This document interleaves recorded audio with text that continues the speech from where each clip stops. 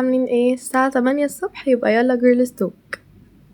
لو قلتلك ان كل السكين كير والبودي كير والهير كير والميك اب اللي بتجيبيهم مش هيعملوا معاكي حاجة لو لسه طريقة تفكيرك زي ما هي، ان اكبر جلو اب واللي لازم تبدأي بيه هو اللي بيحصل من دماغك مش من المراية. الجلو اب اللي فعلا حقيقي بيبدأ من دماغك او عقلك، عمره ما كان بيبدأ من الشكل. واحنا كمجتمع بنعتبر الجلو اب بيبدأ من الشكل احسن، الشعر احسن، بشرتها احسن، وده عمره ما كان حقيقي. بس محدش بيتكلم ان العقل هو اهم حاجة واهم خطوة، لانك من غير العقل لو حتى اجمل بنت في الدنيا وكل يوم بتقولي لنفسك انك مش كفاية، عمرك ما هتكوني جميلة. يمكن المشكلة عمرها ما كانت فيكي، يمكن انتي طول الوقت فاكرة ان المشكلة فيكي عشان شخصيتك، درجاتك او شكلك. يمكن المشكلة في الناس اللي بتقارني نفسك بيهم، المحتوى اللي بتشوفيه كل يوم، والناس اللي شايفة ان هم مثاليين وهم ما يعرفوش حاجة عن المثالية. يمكن البيئة اللي حواليكي هي اللي مهيئالك ده.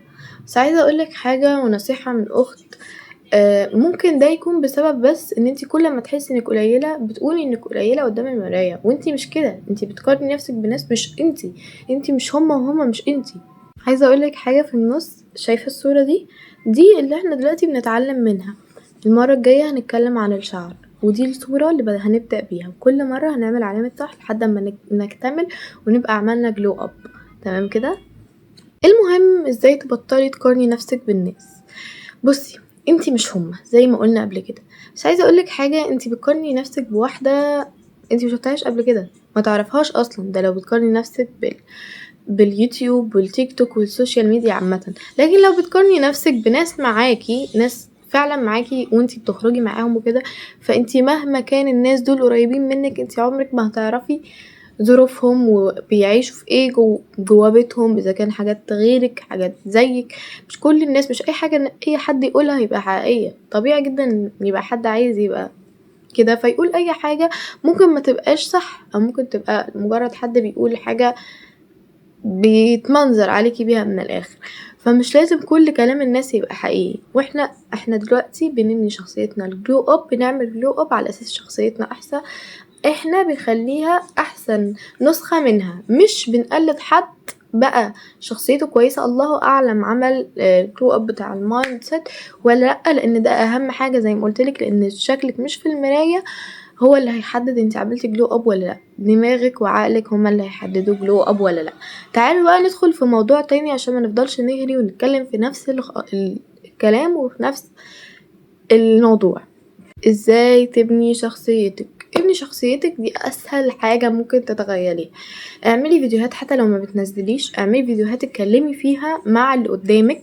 اعملي فيديوهات وانتي بتطبخي، اعملي فيديوهات اعرفي شخصيتك. دي حاجة. الحاجة التانية، ابدأي شوفي انتي فعلا حياتك عاملة ازاي. يعني مثلا انتي بترتاحي اكتر او بتقضي يومك اكتر لما بتصحي 8، في غيرك بيصحى 10.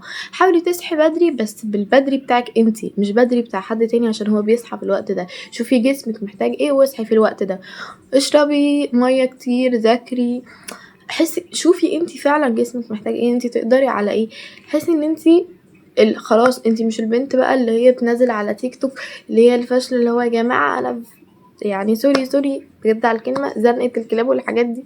لا، انتي دلوقتي البنت الدحيحه ده بالنسبه للمذاكره. انتي مش زي البنت اللي بتقول ان هي بقى عندها صحاب توكسيك كتير. لا، انتي بتنقي صحابك. انتي مش زي البنت اللي شعرها مش كويس، لا انتي خلاص بدأتي تهتمي بشعرك. انتي مش زي البنت اللي جسمها مش متناسق، انتي بدأتي تخلي جسمك كويس. وهنا ندخل لحاجة تانية، ان مش عشان البنت دي 50 كيلو يبقى احنا لازم نبقى 50 كيلو زيها. ممكن جسمنا او طولنا يهيأ لنا ان احنا اخرنا 60. لو خسينا اكتر من كده هيبقى ده جهد على جسمنا، وهتبقي انتي بتأذي جسمك بدل ما بتفيديه. فلازم قوي تركزي في الحتة دي، مش عشان دي اقل منك. ممكن تقفي جنب واحدة هي 50 وانتي 60، بس انتي شكلك ارفع منها مليون مرة. ليه؟ لان انتي طويلة او انتي قصيرة مثلا، فانتي ارفع منها.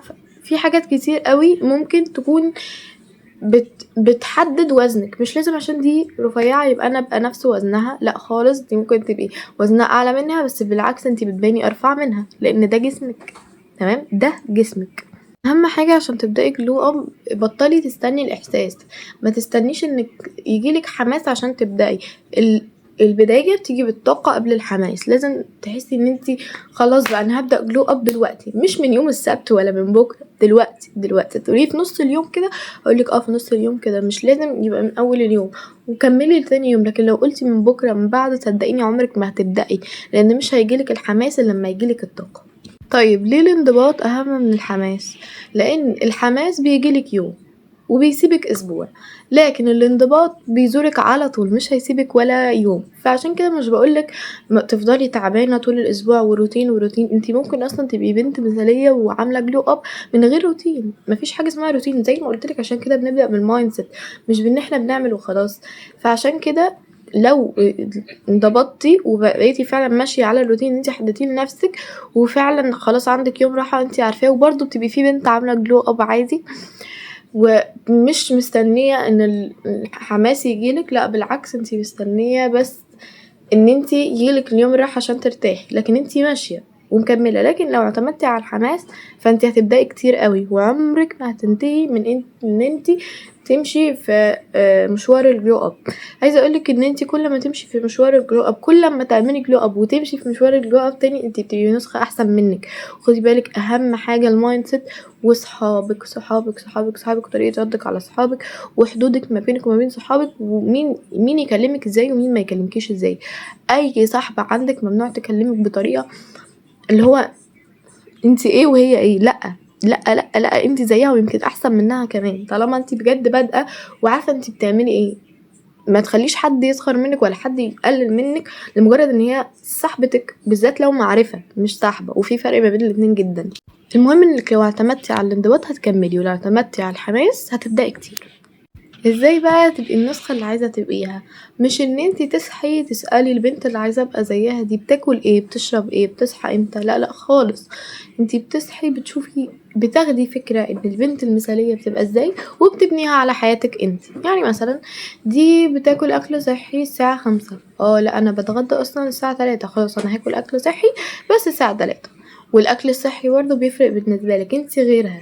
انت ممكن تبقى عندك حاجات مشاكل في صحتك فبتزودي شويه بروتين، لكن هي مثلا ما عندهاش فالبروتين بتاعها بيبقى قليل. هي فيجن انت مش فيجن، في فرق. فانت برضو بتاكلي اكل صحي بس على جسمك انت. عشان كده دايما هتلاقي اي حد بيقولك تابعي مع دكتور جلديه، تابعي مع دكتور لصحتك كمان، ده اكيد مهم. بس لو مش قادرة او مش قادرة انك تبدأي كده، خلاص خدي النصايح مني دلوقتي. انا كمان بنزل حاجات عن دكتور الجلدية وعن صحتك، لانك بجد لو رحتي لدكتور جلدية هيفرق معاكي جدا جدا جدا، والدكتور تتابعي مع صحتك برضه هيفرق معاكي جدا. واكيد لازم حتى لو بقيتي مع بنت على يوتيوب برضه بتتابعي معاها، فلازم برضه يبقى حتى مرة في الشهرين دكتور دي ودكتور دي، عشان خاطري انا، لانك بجد هيفرق معاكي قوي. ولو عندك اي مشكلة هتكتشفيها يمكن من قبل ما تبدأ. بصي بقى، انا هكتبلك هنا عادات البنات الناجحين، تمام كده؟ وانتي هتاخديها وتبدأي تنسقيها على حياتك انتي زي ما بتنسقي هدوم. هل لما بتشوفي انسبو على بينترست مثلا وجيتي تقلديها ما لقيتيش نفس الجيبه، مش هتلبسي حاجه قريبه منها، هتلبسي حاجه قريبه منها بس على اساس دولابك انتي. فانتي هتاخدي كل الكلام اللي انا كاتباه ده وتمشيه على اساس حياتك انتي. يعني مثلا البنت دي ناجحه زي ما قلت المثال بتاع الاكل ده، على حياتك انتي مش على حياة حد تاني. ولو بعد اذن حضرتك ياريت نبطل نقارن نفسنا بالناس التانيين، ونبطل نقول هنبدأ من يوم السبت، هنبدأ من بكرة. مفيش حاجة اسمها كده، ابدأي من دلوقتي وانتي قاعدة بتتفرجي عليا وانتي منكوشة وانتي بالبيجامة. ابدأي من دلوقتي زي ما قلتلك، الشكل مش في المراية. المرة الجاية نبدأ بالشعر، ابدأي الأول بالمايند سيت، بعدها نبدأ بالشعر، بعدها هكذا زي صورة الجلو اب اللي هحطها لك هنا واللي حطيتها لك في الفيديو برضو. لو فضلتي تستني يوم السبت، السنة الجاية، الأسبوع الجاي، الشهر الجاي، مش هتبدأي. وعلى فكرة الناس اللي عملوا جلو اب مش بدأوا مثلا بيوم كامل وفجأة عملوا جلو اب في يوم، لا دول بدأوا بخطوة، بعدها لقوا نفسهم بقوا يعملوا جلو اب من غير ما يحسوا، من غير ما يبقوا ماشيين كده. مش ماشيين كده، مفيش حد في الدنيا ماشي كده، ده كله كلام بتشوفيه على اليوتيوب. وكمان بيبقى اسمه ايه، مثلا روتين يوم في حياتي، روتين يوم. ما قالتلكيش ان هي بتعمل كده كل يوم، ولو قالتلك تبقى كذابة. عادي انا بنزل فيديوهات روتين يوم وبقولك انا مش بعمل كده كل يوم، مفيش حد، كلنا بناخد راحه، وده بيبقى اسمه راحه مش كسل. خدي بالك من التفاصيل الصغيره اللي بقولها دي، لان هي بجد هتفرق معاكي في رحله الجلو اب وهتسالي عنها كتير. اقول لك حاجه، الجلو اب الحقيقي مش ان لما حد يشوفك في الشارع يقولك واو ده انتي شكلك حلو قوي النهارده، لا، هيقولك لما يجي يقعد معاكي هيقولك واو شخصيتك بقت غير، واو ده انتي بقيتي بجد فعلا حاسه باللي حواليكي، وبقيتي فعلا ناضجه، وبقيتي فعلا شخصيتك تحفه. بقيتي كده ازاي؟ ده طبيعي جدا ان الناس هتقولك كده كتير. وبعدها بعد ما يقولولك المايند بتاعتك حلوه، على فكره احنا مش بنهتم بكلام الناس، بس انا بقولك ان ما تهتميش بان حد يقولك واو ده شكلك بقى تحفه، لا اهتمي بكده اكتر. ويا ريت لو ما نهتمش بكلام الناس خالص، لان حرفيا كلام الناس هيكسرك كسرة كل ما تبدأي تعملي حاجة، وهتبدأي من الأول وهترجعي تبقى سايكل. لو تهتمي بكلام الناس فانتي بتبدأي يتكلموا معاكي، تبدأي يتكلموا معاكي، تبدأي، انتي بتنتهي اول ما يتكلموا معاكي وترجعي تبدأي تاني، وعمرك ما هتوصلي للبنت اللي انتي عايزاها او البنت اللي انتي عايزة تبقي عليها. عايزة افهمك حاجة، لو انتي عملتي سكيب لحتة مايند دي، عمرك ما هتبقي البنت الواو اللي تبقي انتي عايزاها. ودي بجد نصيحة مني، نصيحة من واحدة بدأت كتير قوي رجعت تاني لنفس قصة البدء. بس حاليا انا شايفة ان انا عملت جلو اب، وان انا شايفة ان انا تحفة، بس انا عايزة ابقى نسخة احسن من نسخة التحفة، واخده بالك كده؟ فاحنا بنبقى تحفة قوي قوي قوي قوي، احسن من النسخة التحفة اللي احنا وصلنا لها. فانتي ما تحسيش ان انتي من الصفر قوي، انتي تحفة، انتي عايزة تبقي تحفة قوي. بس خلينا اقول ان الجلو اب الحقيقي انك تبصي لنفسك في المراية وتقولي واو انا بقيت نسخة احسن من البنت اللي كنت عايزة ابقى زيها. ده فعلا الجلو اب الحقيقي اللي ممكن اي بنت توصله، مش انك بتعملي كوبي بايست وخلاص. باي. ولو انتي جاية معايا في رحلة I'm becoming my best self، فاكتبي في الكومنتات جلو اب واستني الحلقة الجاية، لاننا هنتكلم عن الشعر، واكيد هنزل لكم ازاي تعملوا جلو اب من غير فلوس خالص. باي ماي جلويز.